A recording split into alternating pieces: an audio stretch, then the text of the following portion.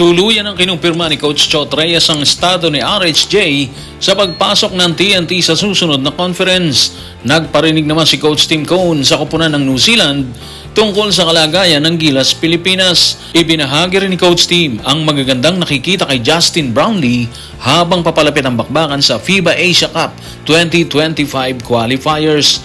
Tutukan po natin ang lahat ng yan. Pero bago yan, pakisubscribe, like, and share na lang muna para pareho tayong updated.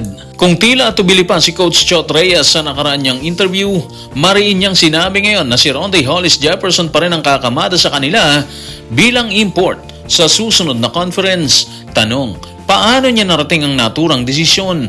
At ano ang inaasahan nila kay Rondae Hollis Jefferson sa susunod na conference? Tutukan natin si Coach Chot sa report ni Ruben Terrado sa Spin. Si RHJ pa rin sa ngayon, kakapanalo lang namin ng championship kasama siya. Yung chemistry ando na. Sa isip ko habang pinag-aaralan namin to, naisip namin na magkakaroon kami ng pinakamahusay na pagkakataong manalo kasama siya. Yes po, parang gano'n naman talaga yun, di ba? Ando na kagad yung chemistry nila eh. So 100% na kagad yan.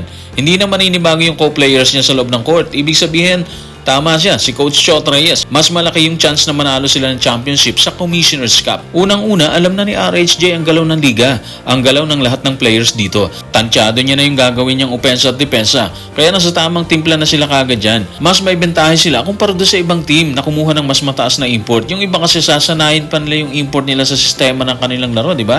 Kaya para sa akin, kahit medyo mataas sila, mahihirapan pa rin sila sa umpisa ng bakbakan. Habang ang TNT at si RHJ nananalasa na sa kanilang hanay. Bukod sa alam na ni RHJ ang lahat sa kanyang teammates, alam na alam rin niya yung sistema ni Coach Chot Reyes kahit isang beses pa lang sila nagsama dito sa TNT. Isang beses pa lang kasi si Coach Jolas yung nagtimon sa TNT noong 2023. So kung sisilipin nating mabuti, isa yun sa mga rason siguro kung bakit hindi na sila kumuha ng bagong import na mas mataas. Isang beses pa lang niya nakatrabaho si Coach Chot pero nasundan niya yung kampyonato ng TNT mula noong 2023. Ganong kabigat ang isang RHJ sa ngayon ha. Kaya parang tingin natin, hindi na mahalaga sa kanila kung medyo kulang sila ng 4 na inches kumpara sa mga import na paparating ng ibang koponan. Habang kumpirmado na si RHJ bilang import ng TNT, tila nagparinig naman si Coach Tim Cone ng Gilas Pilipinas sa makakaharap nilang koponan ng New Zealand. Sa isang interview na lumabas sa media, sinabi mismo ng Gilas mentor na maaaring hindi pa nakita ng Tall Blacks ang koponan na binuo ngayon ng kanilang grupo. Narito ang report. Tutukan natin si Coach Tim sa report ni Denison Ray Dalupang na Inquirer. Matigas sila, matigas na koponan, physical sila. Isa silang nasyon ng rugby players. Kaya alam nila kung paano maglaro ng physical. Parte na yun ang kanilang kultura. Pero sa palagay ko, hindi pa sila nakakita na isang koponan tulad ng koponan na binubuo natin. Okay, so yung pagiging physical talaga ng Tall Blacks or yung team ng New Zealand, medyo mabigat talaga yun nagibayin. Ni minsan, di pa natin ata kinayang gibayin yun, di ba?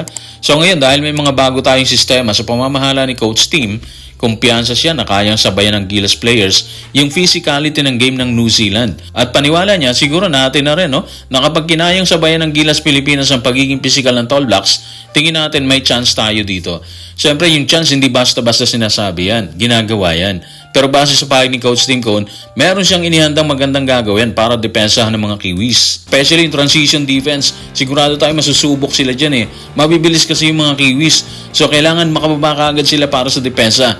Once na nakuha ng New Zealand ng bola, kung sumablay sila dito sa kanilang opensa. At dahil kailangan nilang dumipensa, kailangan nila ng matibay na katawan. At yun yung rason bakit may training, bakit may preparation na isang kupunan bago sumalang sa aktual na laban. Sa patuloy na pahayag ni Coach Tim ay naibahagi rin niya ang mga nakikita kay Justin Brownlee.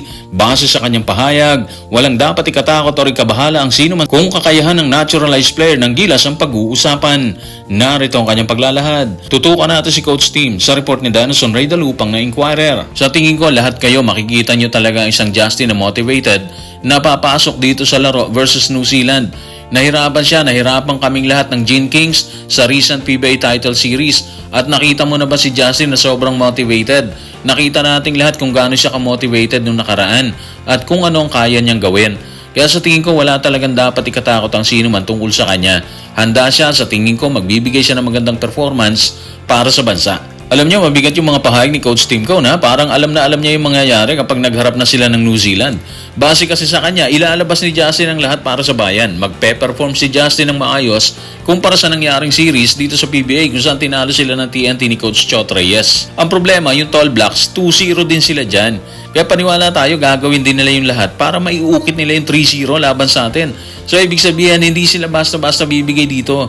Gagawin din nila ang lahat para hindi sila matalo. Isa pang problema natin is yung kaso ni AJ Edu. Base kasi sa mga sinabi ni Richard Del Rosario, parang hindi sigurado si AJ Edu na maglalaro sa qualifiers.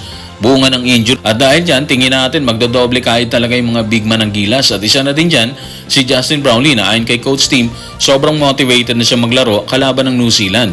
Parang nakaka-excite tuloy na makita yung laro ni Justin, di ba? Dito sa New Zealand. Ang basa ko kasi dito is, kung nabigo sila sa TNT, patutunayan nila na hindi doon natatapos yung lahat. May pwede pa silang ilabas or may pwede pang ilabas si Justin Brown na posibleng magdala sa Gilas sa 3-0 na kartada sa qualifiers. Again, kaabang-abang ang lahat na magaganap sa MOA Arena ngayong November 21 versus New Zealand po yan at November 24 versus Hong Kong.